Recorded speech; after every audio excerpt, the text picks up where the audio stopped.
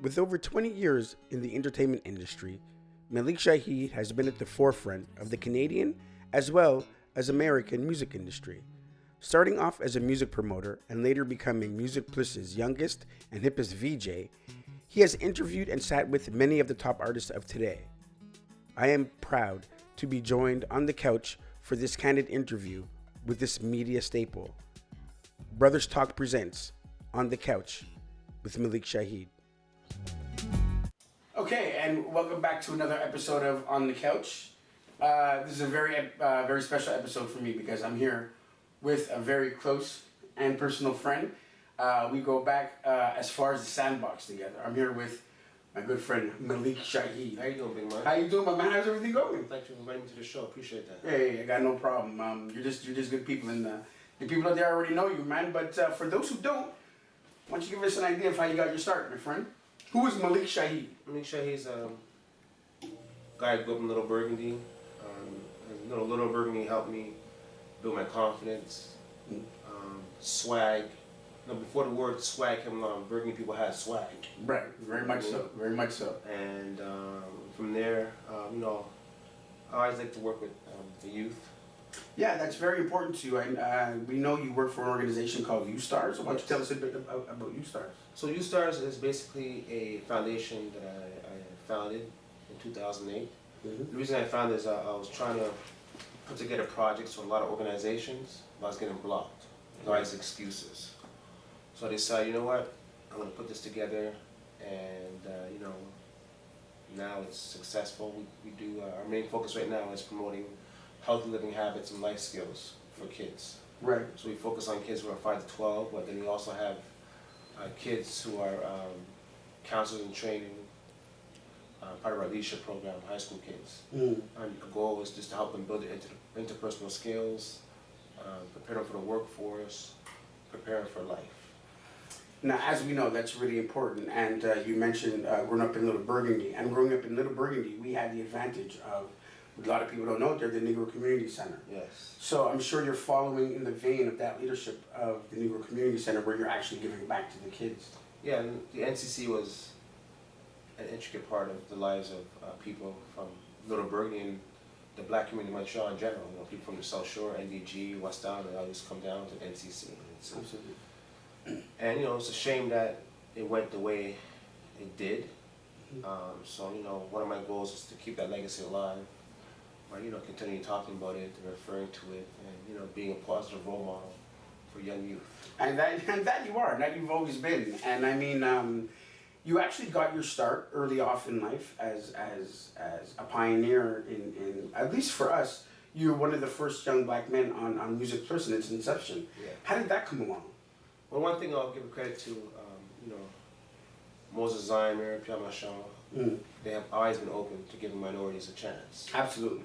So shout out to Moses and Pierre Marchand. And I actually started by fluke. As you know, I was a big promoter, party promoter. So I used to go to Music Plus and promote my events. I was trying to find innovative ways to promote events. Now, just to cut you off a little bit, for those who remember, you were actually one of the biggest promoters, especially on the black scene of Montreal. Yes. And you were looked to as a leader in that area. Yes. How have you seen that change in the last few years? Was it just that the Anglophone community got older? Was it just access? Was it accessibility? How did you find that the nature in that changed over the years? Well, I mean, when we were doing promotions back then, it was really focusing on an urban crowd. The major difference today is that the urban crowd now are allowed into mainstream clubs. Right. You know what I mean? And mainstream clubs are playing black music, they're playing hip hop, they're playing the reggae, they're playing the reggaeton, they're playing the R&B, and they're playing the latest hits. Right. Whereas back in the days, you weren't able to hear the latest hits, and you would get turned away at the door. So that became when hip hop went universal, so did the club scene, I guess. Exactly. With the whole videos and Diddy doing the flashy stuff. Diddy's one who really helped bring it to the mainstream. Absolutely. Shout out to Diddy. But I mean, and speaking of Diddy, I mean, when you were on Music Plus, you had interviews with, and I mean, the who's who of the music world. Yeah. And I mean, everybody, all of us knew if there was something going on in the scene, you had to go through dare I say, versatile. Yeah. Who's That's it. That's it. Versatile. And what did that mean to you? What did it mean being versatile? What does that name mean to you? Well, I mean, when you're able to interview people such as, Jay-Z, DMX, Diddy, Hulk Hogan, Pink, the Backstreet Boys. Stop it. Beyonce. Slow down. Little Kim. Let it go. You know what I mean? Hang out with Kim Kardashian, interview Kanye West. Yeezy. You know what I mean? You gotta be versatile. Well, this is it. You know what I mean? You gotta be versatile. Well, this is it. For a long time. I mean, at the beginning there was a bit of backlash that there is with everybody coming up. Yeah, you know, and how did you deal with that, Omar? Well, I mean, it's frustrating for a lot of people to say, well, why is this guy? You know what it is? It's people don't see the hard work that goes into it. Absolutely. They just see the final product, and people don't understand. Like, working at Music Plus, being Anglophone, being black, it was new for all of them, and then also hip hop also was new, for them. You know what I mean? And then also the people seeing it, everyone wants to be a star. Absolutely. You know what I mean? So people are frustrated, they hate, and so forth. But at the end of the day, like I always say, people aren't hating, then you're not doing your job right. Absolutely. Now, did you find there was a lot of backlash back then, being a young black man in a position where you were also successful? Yes. You weren't just out there doing it, but you were doing it and you were successful at it. Yeah. Did you find there was a lot of professional jealousies at that time? Yes, it was. I always found I never got the true support and the true recognition that I deserved, and that's why I released an album called Franglais. And then one of the things I was doing was Music Plus was very weak at marketing and promotion. One of my strengths, being a promoter, coming from that mentality, was always to brand and promote. So I started doing these tours with my DJ. We used to go across Quebec and do the tours. And I was building my fan base up by then, promoting the shows. So when we were coming to a little town, it looked like Music Plus was coming. Right. And I was bringing the heat, you know what I mean? Right. And Music Plus loved that because, at the end of the day, I was doing a lot of their work that they should have been doing. Absolutely. And I was building the fan base and, promoting the show at the same time. And then when I dropped the album, it gave me a double whammy to go on tour. So now I was performing my songs on tour. Right. And then after, we just played for another 2 hours, me and the DJ, and rock the crowd. And I'm a people person. So I'm hanging with the people, and we're talking, and they're asking about this interview, that interview. So I was always connected to people. For me, it was always important to do grassroots promotions and marketing and getting to know your clientele. We were talking earlier about a lot of the tours and a lot of the giving back that you did for the people out there. And one of the things that you maintained throughout your life was being a positive influence and actually drug free. Yes. Though you were in an industry where that was prevalent. Listen. How'd you stay away? Growing up, there was drugs all around us growing up in Burgundy. And we grew up through that bad period, that bad stretch where crack was the epidemic, and it hit every community, including ours, and we saw it, we stayed away from it, but where did your strength come from? And I know, sorry not to cut you off, but I know you come from a very good, strong family. Yeah. That's one of the backgrounds that we had, so what helped you? My mother and my grandmother, were always positive role models for me. And special shout out to Julie. Love you. Thank you. And I just wanted, and in basketball, we had a good group of guys who were close, like brothers to me, and absolutely, we were a family.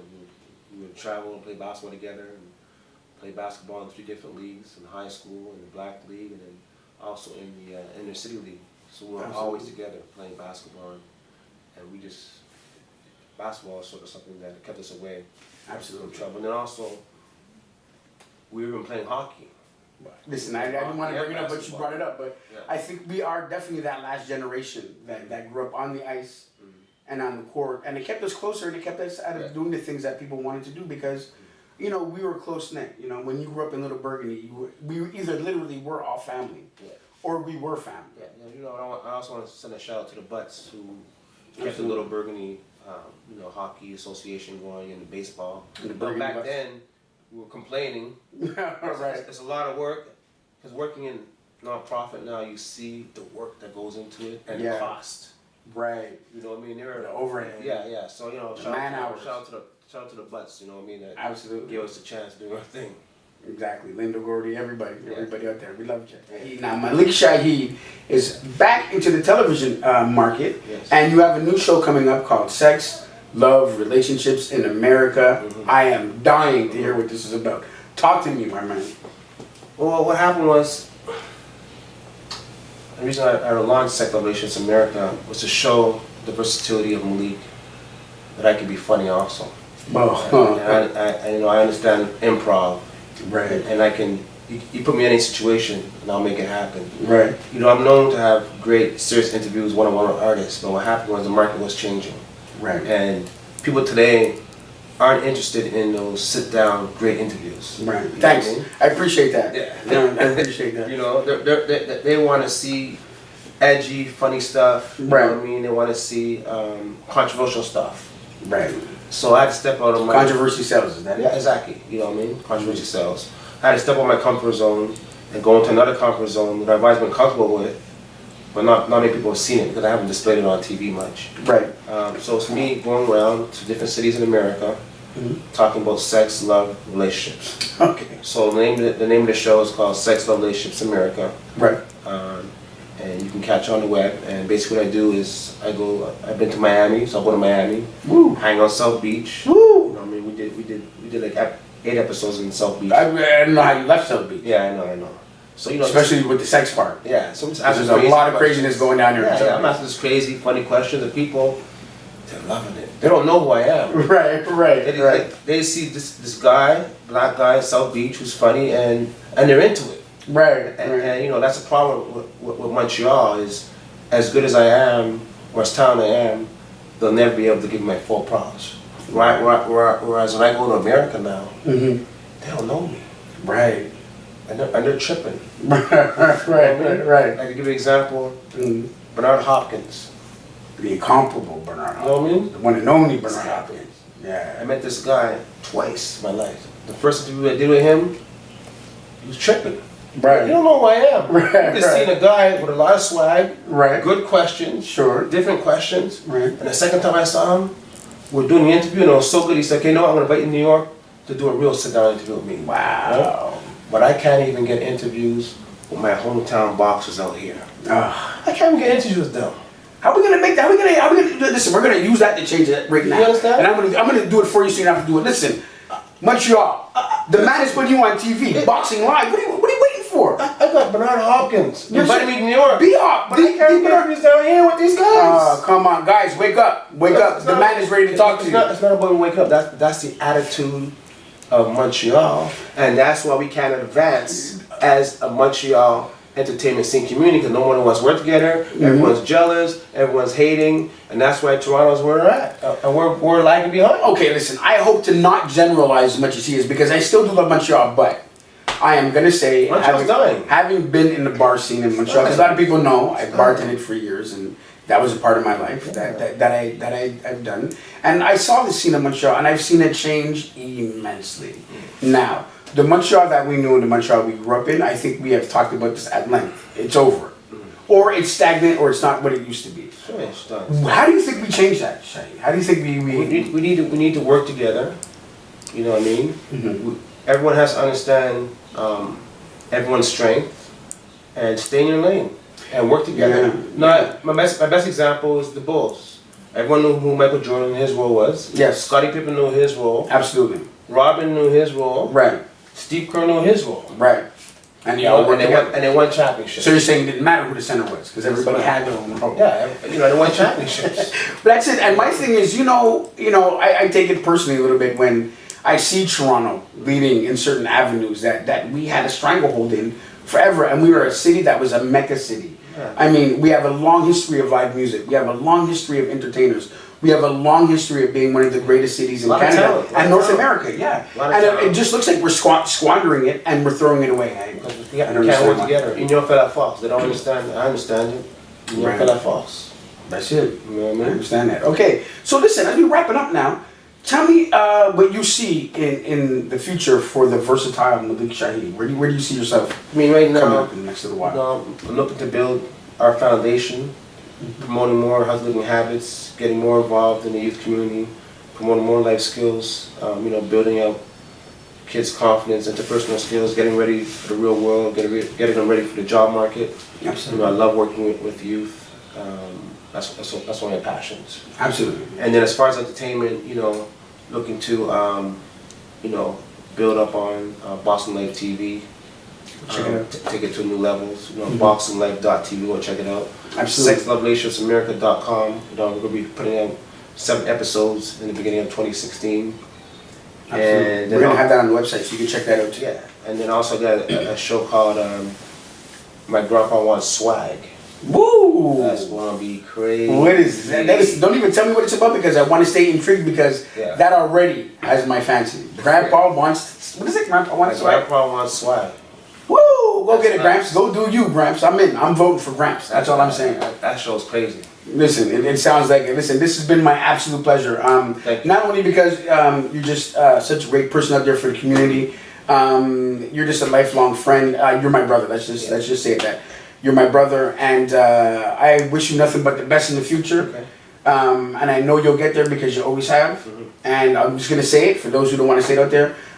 We are and have always been proud of you. I appreciate that, man. So for Brothers Talk and On the Couch, it's your boy Daryl. It's been my pleasure to be with the incomparable, versatile Maleek Shaheed, and we'll see you next time. Yeah, visit MaleekShaheed.com. All right, for all my shows, including my new podcast. That's out. MaleekShaheed.com. Go get it, man, and just plug away and do what you got to do, and we'll see you next time. Peace.